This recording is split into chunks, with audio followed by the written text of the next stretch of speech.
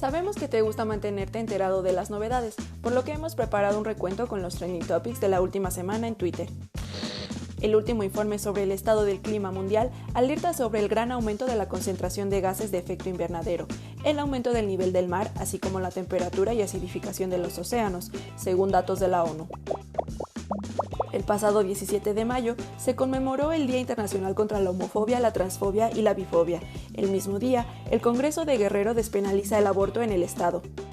El 20 de mayo, las felicitaciones y reconocimientos a través de los hashtags fueron para los psicólogos en su día.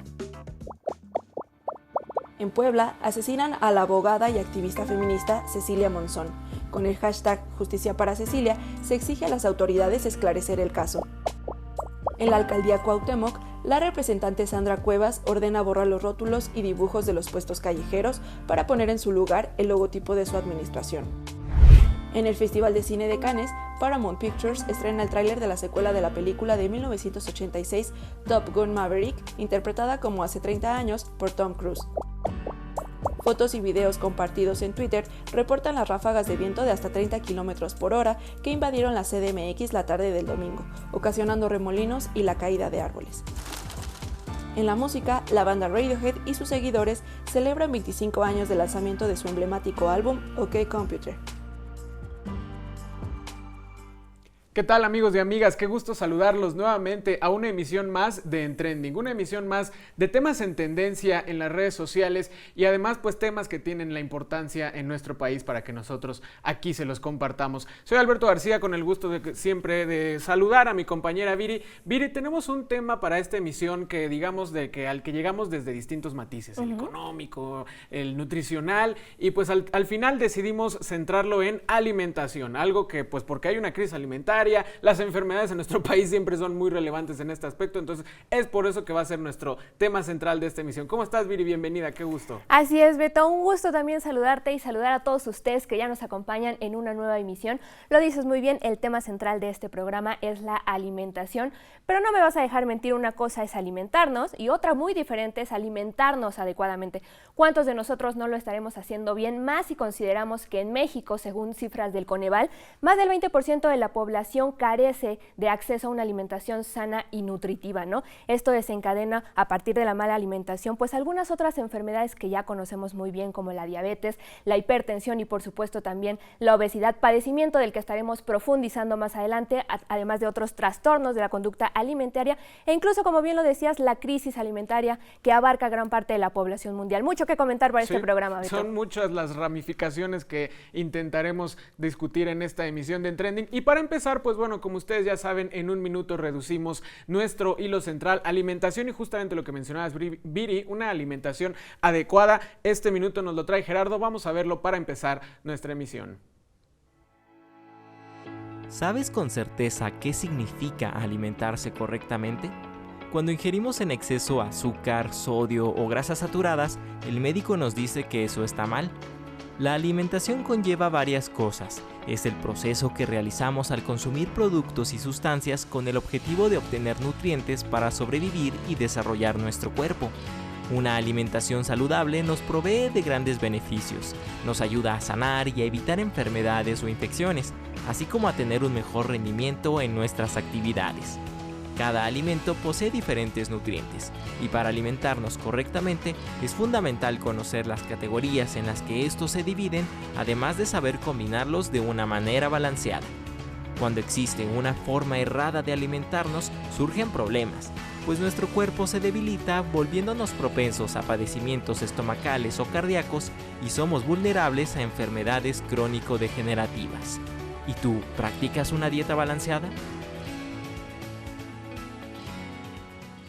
Pues ahí lo tenemos para que cada quien haga su balance, porque Beto, podríamos pensar que la dieta tradicional mexicana pues abarca una gran cantidad de alimentos ricos en nutrientes, ¿no? Sin embargo, el problema radica en que muchas personas pues no tienen acceso precisamente a muchos de estos alimentos, lo que ha colocado a México como uno de los países pues más golpeados por la crisis alimentaria que ya comentamos, lo cual incluso también pues se ha ido agravando con el paso de los años. Y es que con toda la razón lo dices, Viri, una de las razones principales es esta esta pues falta de acceso, esta crisis económica va de la mano, y cuando vamos viendo que pues elementos de la canasta básica como el propio kilo de tortillas, el kilo de jitomate siguen creciendo sus precios y a veces hasta de manera exorbitante, pues bueno, eso provoca que la gente pues quiera acceder a estos alimentos procesados que digamos que nutricionalmente son más dañinos, pero son más accesibles por su precio. Exactamente, y es que ante esta situación pues siempre la gente en situación de pobreza es la primera y la más golpeada. Pero para conocer todos los detalles acerca de esta situación, de la crisis alimentaria que golpea al mundo, pero lo que está pasando principalmente en nuestro país, vamos a ver la primera parte del reportaje que esta semana nos preparó Frida. A pesar de que México ocupa el lugar 12 como productor de alimentos en el mundo, con una amplia diversidad de frutos, vegetales y semillas, actualmente es uno de los países más afectados por la crisis alimentaria mundial que se vive. La crisis alimentaria actual se caracteriza por, sobre todo, una condición de inseguridad alimentaria que tiene que ver con la dificultad o la falta de acceso a los alimentos nutritivos y sanos, ¿no? Esa falta de acceso, sobre todo, está relacionada con el contexto económico, político, bélico, social y de salud. La crisis alimentaria es un proceso que ha ocurrido fundamentalmente a nivel mundial, que se caracteriza por el aumento estructural de los precios de los alimentos, fundamentalmente de los alimentos básicos, que trae consigo y afecta fundamentalmente a la población más pobre de los países. Ante este panorama, la Organización de las Naciones Unidas ha hecho un llamado de atención a México para atender esta problemática, que afecta al bienestar, la salud y la nutrición de las familias mexicanas. Esta falta de acceso a los alimentos se ve influenciada por ciertos factores contextuales, como la pandemia de COVID-19. En el contexto de la pandemia hubo un aumento. Más o menos se calcula del 2019 al 2021, los últimos reportes, de 60 millones de personas que se incorporaron a esta condición de hambruna. Otro de los factores contextuales que han agravado esta situación, no solo en México, sino a nivel mundial, es la invasión de Rusia a Ucrania. Nosotros importamos 32,000 toneladas de trigo de Rusia y 192,000 toneladas de trigo de Ucrania.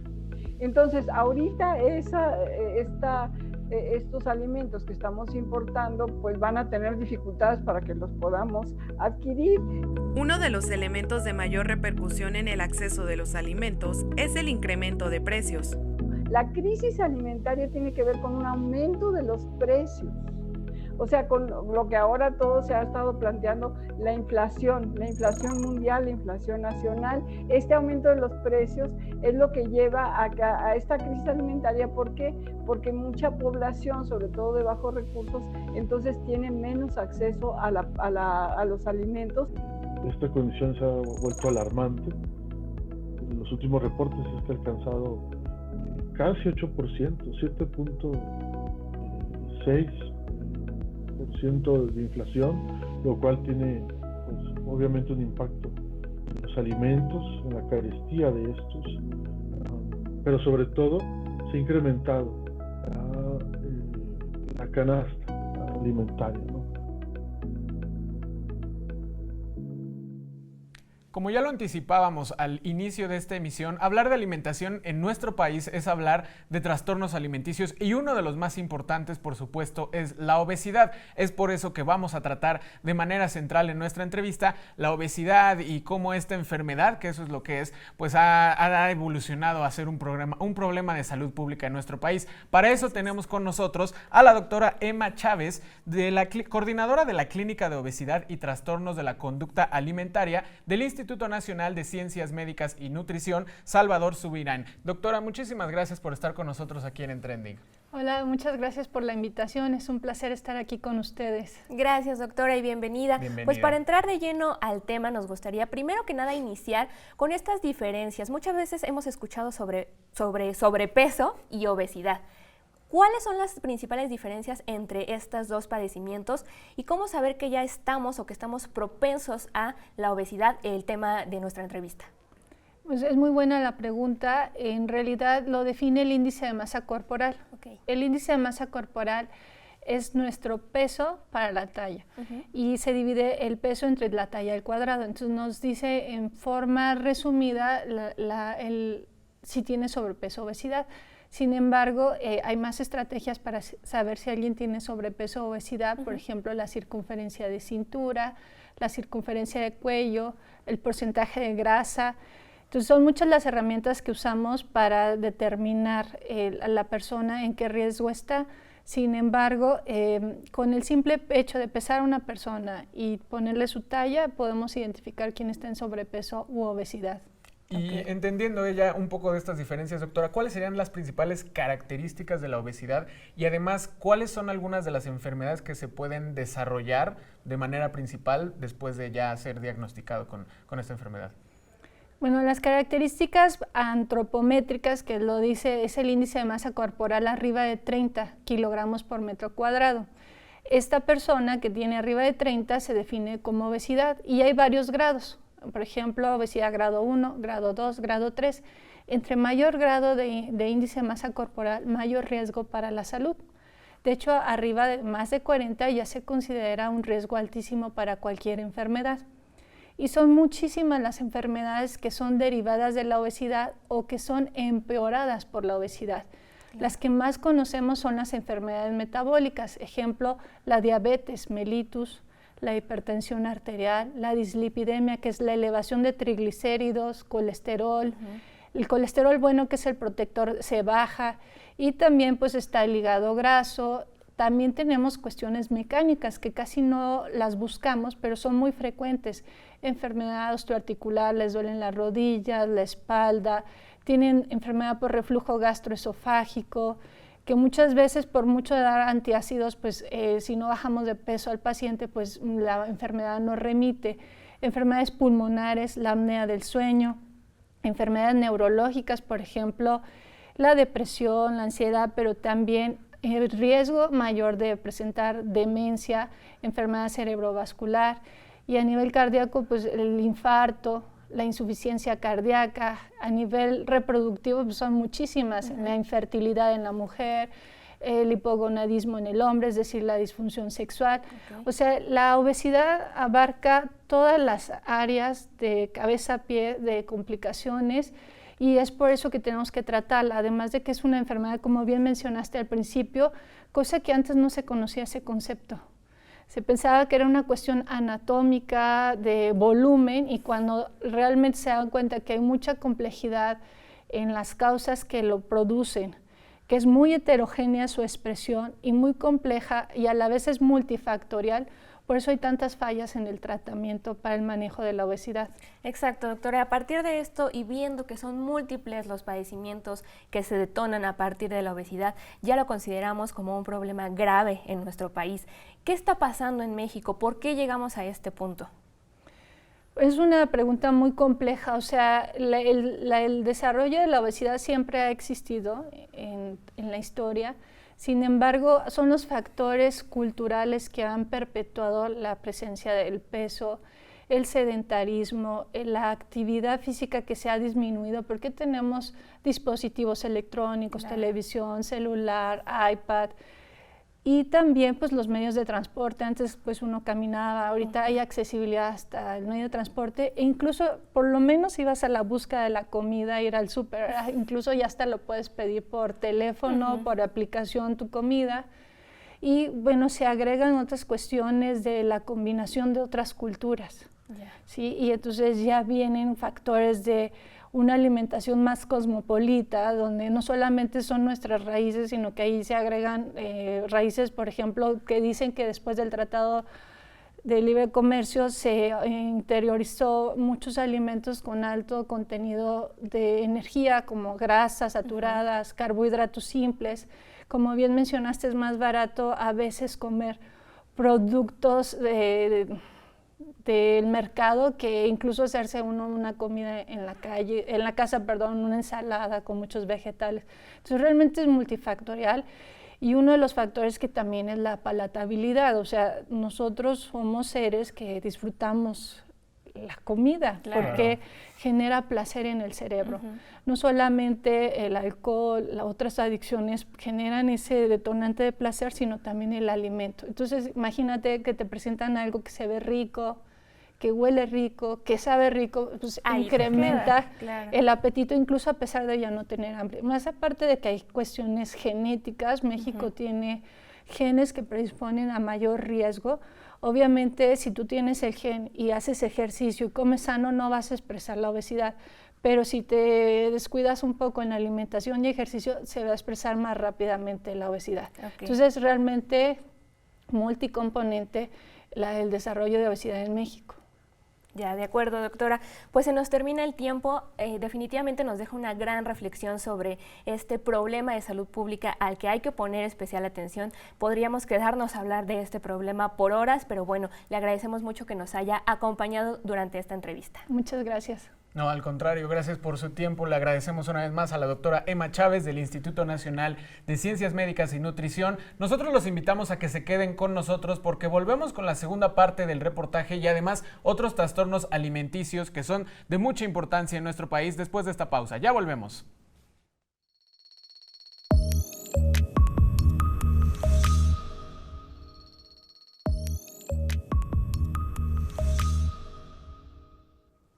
Ya estamos de vuelta en Trending para seguir hablando sobre el tema de la alimentación y otro punto al que tenemos que poner atención, Beto, definitivamente es a los trastornos de la conducta alimentaria y más porque de acuerdo con datos oficiales, en los últimos 20 años estos padecimientos se han multiplicado, escucha nada más la cifra, en un 300% e incluso pues cada año se dice que los casos de anorexia y bulimia se presentan con mayor frecuencia en mujeres, adolescentes sobre todo, por lo tanto hay que poner atención porque hay que decir que todos estamos expuestos y que esto debe tener incluso consecuencias mortales, podría tenerlas. Sobre todo porque muchas de las razones que dicen los expertos pues son multifactoriales una vez más, pero aquí hasta del tema cultural, de que todo el tiempo los jóvenes, como mencionaste Viri, pues tenemos acceso a nuestro teléfono, entonces en las aplicaciones, los cuerpos inalcanzables, tanto hombres y mujeres, pues en esta dinámica de nuestra cultura actualmente pues permea mucho en la juventud y pues provoca que ellos siempre quieran tener, seguir esos mismos estándares,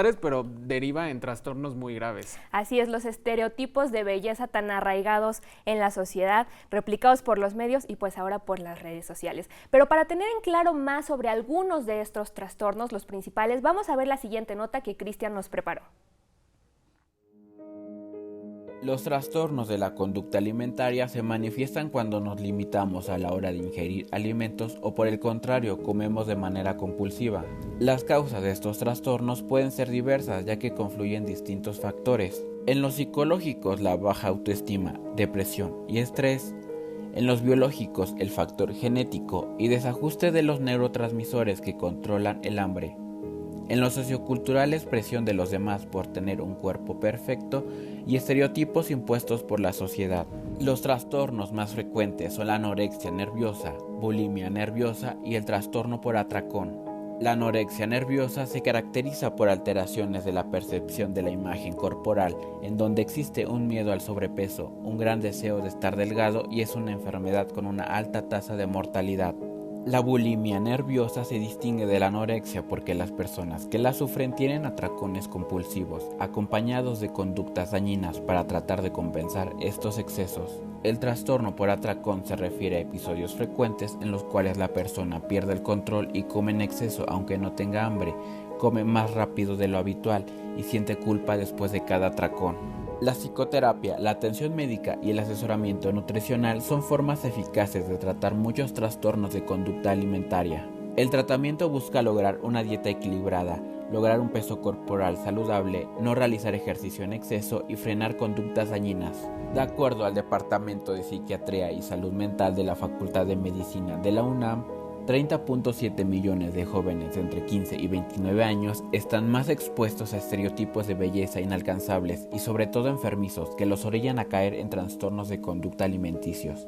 Aunque pueden afectar a cualquier persona, las mujeres y adolescentes son los más vulnerables y de no atenderse ponen en riesgo la vida. Pues ahí tenemos esta información para tomar en cuenta. Y en otros temas, Beto, a partir de la crisis alimentaria de la cual ya veníamos hablando, pues hay que pensar que esta no se dio de la noche a la mañana, ya tiene algunos años, y según los expertos dicen que en el caso de México, por ejemplo, se da a raíz de la dependencia económica que tenemos, sobre todo en el caso de las importaciones. Así de complejo es el tema de la crisis alimentaria y así de complejas van a ser las soluciones que tienen que llegar de distintos frentes, desde un cambio en los modelos de producción en las empresas hasta lograr la distribución eficiente de los alimentos dentro de nuestro país. De esto nos detalla Frida en la segunda parte del reportaje, así que mejor vamos con la información.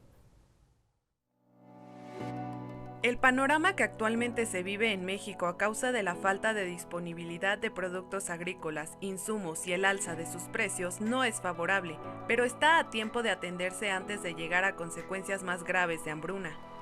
Según cálculos oficiales, en particular del Coneval, el último reporte maneja casi 29 millones de mexicanos en esta condición, ¿no? Esto es importante. También, pues esto significa que alrededor de una persona de cada 5 mexicanos, ¿no?, padece esta condición de acceso o dificultad a los alimentos. Los expertos en el tema señalan que esta situación ha persistido como parte de una herencia de políticas del sistema neoliberal que convirtió a México en un país dependiente de las importaciones para obtener alimentos. Bueno, en nuestro país en los años 60 y 70 nosotros fuimos exportadores de trigo y de maíz. Sin embargo, con la entrada del neoliberalismo y la entrada del Tratado de Libre Comercio, se abrieron las fronteras para que entraran productos básicos importados de Estados Unidos a precios muy baratos, y los gobiernos consideraron que entonces ya no había que incentivar la producción nacional, sino mejor había que comprar afuera lo que era barato. Esto provocó que México se adentrara en una dependencia alimentaria muy fuerte, que llevó a la producción nacional a no ser autosuficiente. Pero, ¿qué se tendría que hacer para que México salga de esta crisis alimentaria? Se tiene que hacer todo un proceso de regulación para proteger nuestra agricultura, impulsar la producción, hacer que sea una producción rentable, que les interese producir y que de esta manera se vaya logrando de nuevo ser autosuficientes como lo fuimos en una etapa de nuestra historia. A nivel más general, tratar de cambiar el modelo, las condiciones de producción, de distribución que las empresas transnacionales hoy llevan a cabo, ¿no? Porque estas formas son desiguales, también fomentan esta condición de crisis alimentaria, ¿no? De acuerdo con los expertos, es a través del mejoramiento de una política gubernamental y la implementación de programas que fomenten el desarrollo agrícola nacional lo que hará posible acercarnos más a una independencia agroalimentaria y superar la crisis que aqueja a diversas regiones de nuestro país. Como acabamos de ver en la segunda parte del reportaje de Frida, pues bueno, las soluciones tienen que venir en distintos ámbitos, pero de las esferas geopolíticas, Viri, la esfera económica y hasta la esfera social, todo esto buscando justamente las soluciones a esta crisis, no solo en el mundo entero, sino en nuestro país. Así es, Beto, y hablando de soluciones, precisamente nuestra universidad, preocupada por lo que pasa alrededor del mundo, pues ha puesto en marcha el Programa Universitario de Alimentación Sostenible, el cual promueve diversas estrategias precisamente para promover la alimentación sustentable en los hábitos alimenticios de las personas. Con esto, bueno, tratando de que se haga y se realice una dieta balanceada y al mismo tiempo ayudar al medio ambiente, evitando pues la sobreexplotación de los alimentos. Todos los detalles nos los comparte Miguel en la siguiente nota. Vamos a verla. La crisis alimentaria global, agudizada por la guerra en Ucrania y por el cambio climático, ha puesto al descubierto la vulnerabilidad de muchos países que no pueden satisfacer las demandas alimentarias de su población. En este contexto, cobra mayor importancia la sostenibilidad alimentaria, en la que se busca un equilibrio entre todos los factores que intervienen en la producción de alimentos, como los medioambientales, socioculturales, geopolíticos, económicos, entre otros. Entonces, si cubrimos cuidado con el medio ambiente, que sea económico y que sea socialmente comprometido, difundido y transparente, entonces un alimento sostenible, simplemente sostenible y no nada más sustentable. En nuestro país aún estamos lejos de alcanzar un nivel óptimo en la producción de alimentos sostenibles, pues importamos gran parte de los alimentos básicos. Creo que estamos en la parte de delicados a graves, esa es la realidad, ¿no? O sea, sí producimos alimentos, pero no podemos producir simplemente lo que nuestro país consume. En ninguno prácticamente de los productos que tenemos. En el caso de los productos pecuarios, por ejemplo, se importa entre el 55% y el 65% de los productos. O sea, no podemos nosotros producir lo suficiente. Ante esta necesidad, en septiembre del año pasado se creó el Programa Universitario de Alimentación Sostenible, que tiene un consejo directivo que incluye a todas las facultades e institutos relacionados con el área química biológica, social y económica, y un consejo constitutivo en el que participa la Secretaría de Agricultura, académicos, productores agrícolas y pecuarios, e inclusive se hace la invitación a los directivos de la Central de Abastos. Yo esperaría, a través de nuestro programa de servicio social y trabajo profesional que estamos abriendo y que estamos viendo la vinculación precisamente a asociaciones civiles y empresas privadas, el apoyo para que los muchachos se inserten.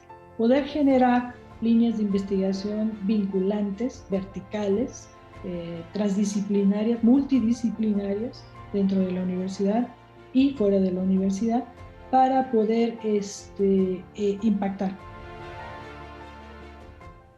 Llegamos al final de este programa. La realidad es de que podríamos tomarnos 2 o 3 emisiones hablando pues de todos los matices, de todos los detalles alrededor de una crisis alimentaria como la que se vive actualmente en nuestro país, Viri. Pero pues bueno, esperando que con el tema, por ejemplo, de la obesidad, con el tema también del factor económico, pues todo esto haya sido lo más general que se pueda cubrir en un tema tan complejo como el que hoy cubrimos. Exactamente, Beto. Esperamos que esta información que les brindamos y les preparó todo el equipo de Entrending haya sido de utilidad, sobre todo también para poner atención en pues este tema que prevalece en nuestro país, que es la obesidad. Con esto cerramos este programa, pero los invitamos como siempre a que nos sigan por nuestras redes sociales y también a que nos veamos la próxima semana, jueves 20:30 horas, los sábados la repetición de Entrending a las 19 horas. Un gusto, Beto. Un gusto y gracias por acompañarnos y recuerden comer sanamente. Adiós.